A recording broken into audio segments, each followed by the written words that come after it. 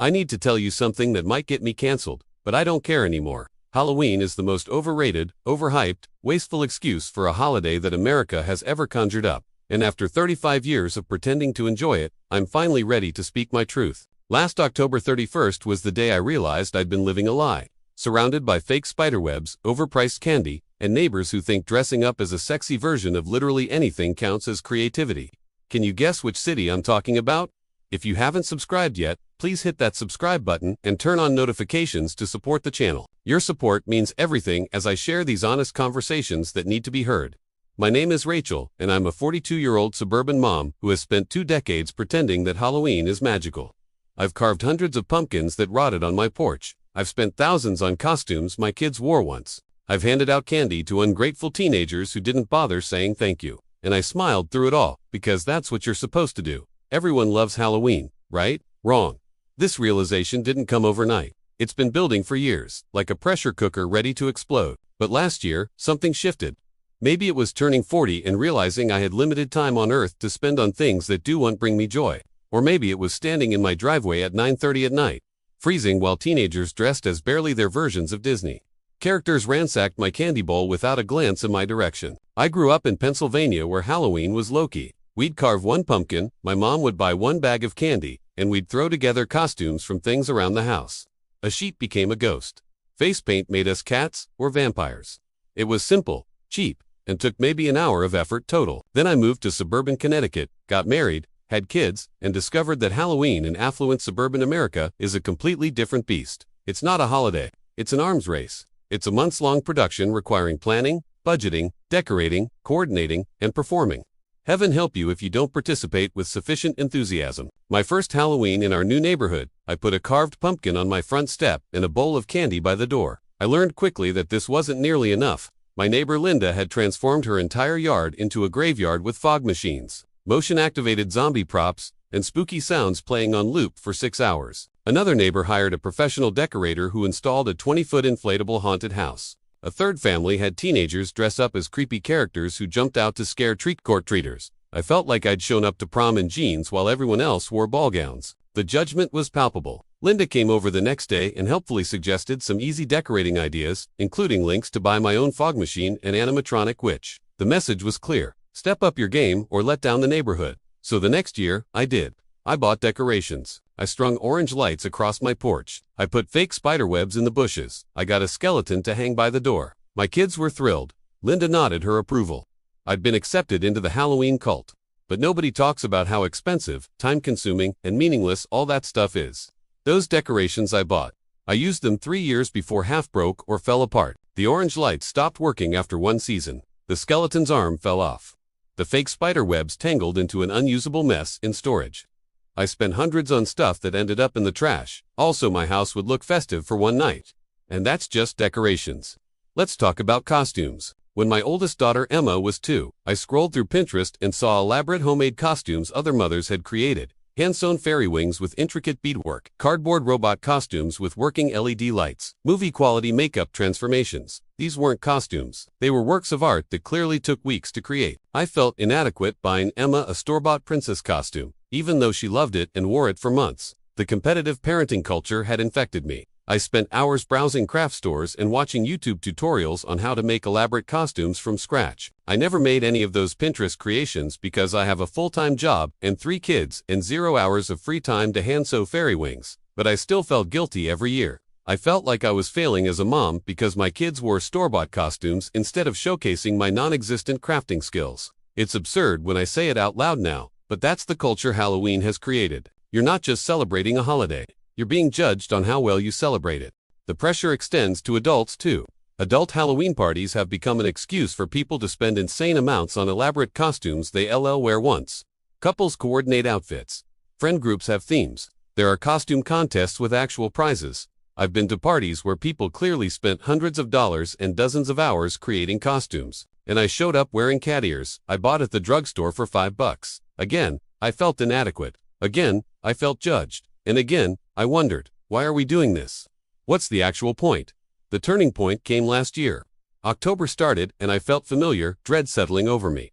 The expectations, the planning, the shopping, the decorating, all of it felt suffocating. My kids came home with lists of Halloween activities they wanted to do: pumpkin patches, corn mazes, haunted houses, trunk-or-treat events, multiple costume parties, a school parade, trick-or-treating in our neighborhood, and then driving to another with supposedly better candy. I looked at the calendar and realized Halloween had expanded from one night into an entire month of obligations. When did this happen? When did Halloween become a season? When did it become an expectation to attend multiple events, buy multiple costumes, carve multiple pumpkins, and spend multiple weekends doing Halloween-themed activities? I started doing math. Between decorations, costumes for 3 kids plus my husband, and me, candy for trick-or-treaters, pumpkins, admission fees to Halloween events, and food for the party we were hosting, I was looking at spending close to $800 on Halloween. $800 for 1 month of activities centered around a holiday I was uneven sure I liked anymore. For context, I spend less than that on Christmas presents for my entire extended family. I spend less than that on our annual family vacation. But somehow, Halloween had ballooned into this massive financial commitment that nobody questioned because it's for the kids and it's tradition, except not everyone does it. That's what I realized as I talked to more people. Behind closed doors, away from the judgment of Halloween enthusiasts, there were others like me. Parents who found the whole thing exhausting. People who would rather spend their October weekends doing anything else. But we all stayed quiet because speaking up felt like admitting you hate fun or do uncare about your kids' happiness. The social pressure to perform enthusiasm for Halloween is intense, especially for parents, especially for women, especially in suburban communities where conformity is prized. I started paying attention to the actual experience of Halloween versus the idealized version we're sold.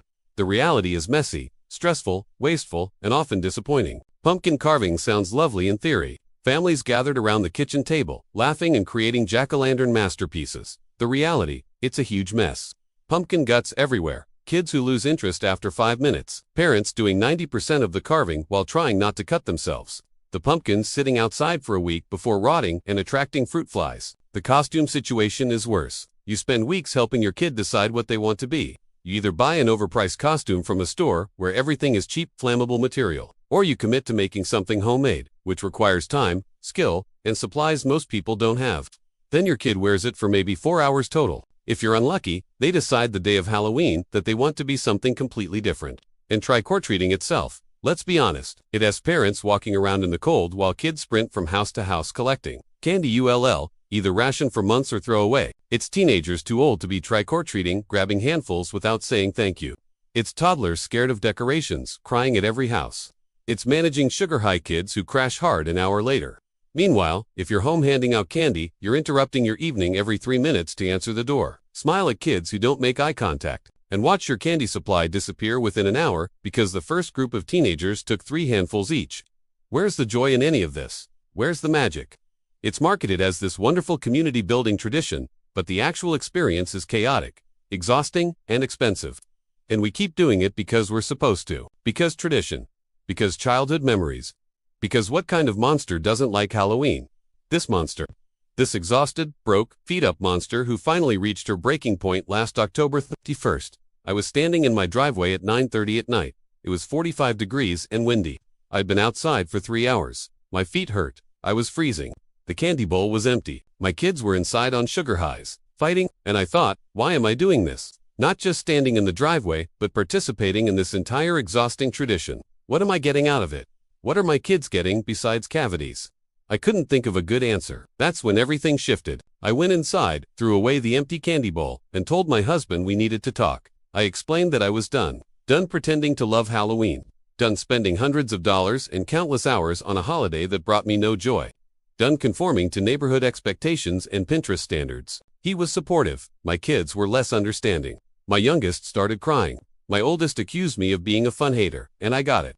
From their perspective, Mom was suddenly declaring war on a holiday they'd always enjoyed. But here's what I tried to explain, saying I hate Halloween doesn't mean I want to take it away from anyone else. It just means I'm no longer going to pretend to love something I don't. I am no longer going to spend energy and money I do want to have on traditions that don't bring me happiness. And I'm no longer going to let social pressure dictate how I spend my time in October. This year, we made changes. I didn't buy a single decoration. I didn't attend any Halloween parties. I didn't force my kids to attend every single Halloween event. I gave them each a budget for costumes and let them figure it out. I bought 1 bag of candy, and when it ran out, I turned off the porch light. I stayed inside in my pajamas while my husband took the kids trick-or-treating. and I spent the evening reading a book. And it was fine. Better than fine. It was peaceful. My kids still had fun. They still got candy. They still wore costumes. But I didn't exhaust myself trying to create some perfect Pinterest-worthy Halloween experience that nobody actually needs. The backlash from neighbors was real though. Linda made comments about how understated my house looked. Another neighbor asked if everything was okay, as if not decorating is a sign of depression. I heard through the gossip network that some thought I was being selfish or lazy. One mom at school drop-off asked if I was too busy with work to participate, with unmistakable judgment in her voice. And here's what I realized. Those judgments say everything about them and nothing about me. The fact that my lack of Halloween decorations bothered them so much revealed their own insecurities about the performance they were putting on. If they truly loved Halloween, my choices wouldn't threaten them. But it did threaten them because deep down, I think many people are performing Halloween enthusiasm like I was. I'm not saying everyone who loves Halloween is faking it. Some people genuinely enjoy the creativity, the community aspect, the tradition. That's wonderful. But I think there's a significant number of people who are like I was, going through the motions because it's expected. Spending money they don't have, stressing themselves out, and not actually enjoying any of it. This is permission to stop. Permission to opt out. Permission to say you hate Halloween or any other holiday that's become more burden than joy. You don't have to decorate. You don't have to host parties. You don't have to DIY elaborate costumes. You don't have to spend October pretending to be excited about pumpkin spice everything. You can just not. You can sit it out. You can do the bare minimum and ignore the judgment from people who have made Halloween their entire personality. And your kids will be fine. They don't need the perfect Halloween experience. They need parents who are present, authentic, and not stressed out trying to meet arbitrary standards set by social media and competitive neighbors. Since I started being honest about my Halloween hatred, dozens of people have confessed similar feelings. Parents relieved to hear someone say, it's okay not to love every holiday. People who thought they were the only ones who found Halloween exhausting. Friends who admitted they've been faking enthusiasm for years. There's something powerful about speaking an unpopular truth. It gives other people permission to do the same. And maybe that's the real magic. The magic of authenticity. The magic of saying this doesn't work for me, and that's okay. The magic of opting out of traditions that don't serve you. I want to be clear. I don't hate fun. I don't hate childhood. What I hate is the commercialization, the competition, the pressure to perform enthusiasm, and the judgment when you don't meet other people's standards. I hate that we've taken a simple harvest festival and turned it into a month-long consumer frenzy that benefits corporations while stressing out families. I hate that we just let kids wear simple costumes and eat candy without turning it into an elaborate production. I hate that I felt like a failure as a parent because I didn't hand sew fairy wings. I hate that there's a suburban arms race every October where people try to outdo each other with increasingly elaborate displays. Most of all, I hate that we've lost perspective on what actually matters. Time with family. Authentic connections. Real joy, not performed joy. Kids being kids, not Instagram props. Spending money on things that truly enrich your life instead of disposable decorations that end up in landfills. This Halloween, I encourage you to think about what you're actually getting from the holiday. If it brings you genuine joy, amazing. Keep doing it. But if you're like I was, going through the motions while secretly counting down the days until November, give yourself permission to stop, opt out, scale back, do the bare minimum. Your life won't fall apart. Your kids won't be traumatized. The neighborhood Halloween police won't arrest you. And you might discover that the absence of Halloween stress creates space for things that actually matter. I'm 42 years old, and I'm done pretending to love holidays that exhaust me. Life is too short to spend it performing enthusiasm I don't feel. If that makes me the neighborhood Halloween Grinch, I can live with that. At least I'm being honest. At least I'm not bankrupting myself for fake spiderwebs and fun-sized candy bars. At least I am showing my kids that it's okay to have unpopular opinions and opt out of traditions that do unserve you. So yes, I hate Halloween. I think it's the most overrated holiday America has created. I think it's been corrupted by commercialization and competition. And I think more people feel this way than will admit it publicly. But I'm admitting it. And if you've been feeling the same way, if you've been secretly dreading October, if you've been performing Halloween enthusiasm while dying inside, this is your sign. You're not alone. You're not a bad parent or a fun hater. You're just someone who's figured out that not every tradition deserves your time, energy, or money. Next October, when Halloween decorations appear in stores in August, remember, you don't have to participate. You can sit it out. You can be the house with no decorations. You can be the parent who doesn't volunteer for the school Halloween party. You can be the person who says, calmly and without apology, Halloween isn't really my thing. And then you can spend that saved time, money, and energy on things that actually matter to you. Things that bring you real joy instead of performed joy. Things that enrich your life instead of draining it. That's what I'm doing. And for the first time in 15 years, I'm actually looking forward to October. Not because of Halloween, but because I've finally given myself permission to ignore it. And that freedom is better than any costume, any decoration, any handful of candy corn could ever be. So here's to being honest. Here's to opting out. Here's to disappointing people who have ridiculous expectations. And here's to hating Halloween and finally being brave enough to say it out loud. Be free, be authentic, and maybe be the one person in your neighborhood brave enough to leave their porch undecorated and their opinions unfiltered. Trust me, it feels amazing.